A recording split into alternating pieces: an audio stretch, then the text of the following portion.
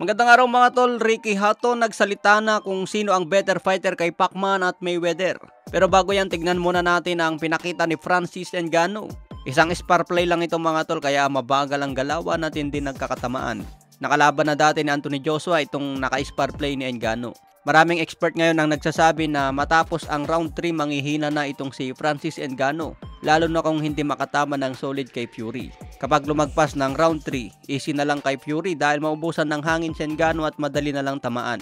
Ayon din kay Eddie Hearn, sobrang mismatched ang laban kaya walang magkakainteresadong fans. Ito ang unang laban ni Ngannou sa boxing, hindi pa ganun kasikat gaya ni Conor McGregor. Sabi nga ni Eddie Hearn mga tol, mga wrestler lang daw ang karamihan sa UFC. Kaya kung dadalhin sa boxing magmukhang amateur na lang. Kaya duda si Eddie Hearn kung bebenta ang laban ngayon ni Fury at Ngannou sa Saudi Arabia.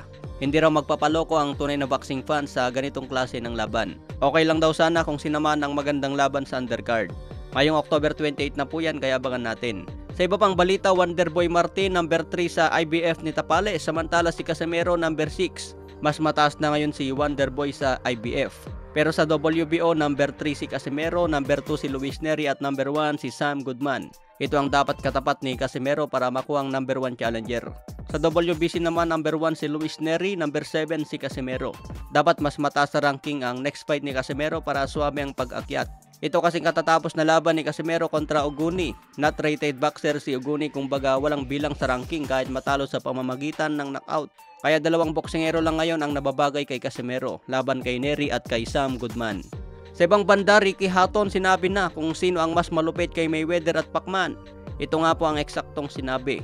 I would say Manny Pacquiao, just his speed.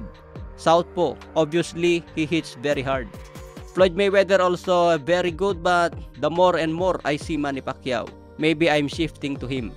Ayan nga po mga tol, malinaw pa sa sikat ng araw, mas mabilis at mas malakas umano ang ating pambansang kamao.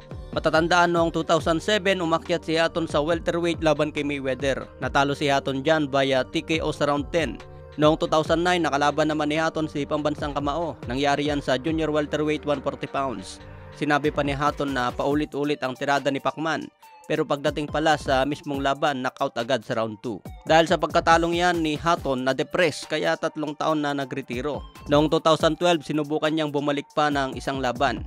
Pero wala nang saysay ang pagbabalik dahil knockout lang ang inabot sa hindi kilalang boksingero. Kaya nasasabi ngayon ni Ricky Hatton na si Pacman pa rin ang mas malupit. Ano sa tingin nyo dyan mga tol? Si Pacman ba talaga ang mas mahusay kumpara kay Mayweather?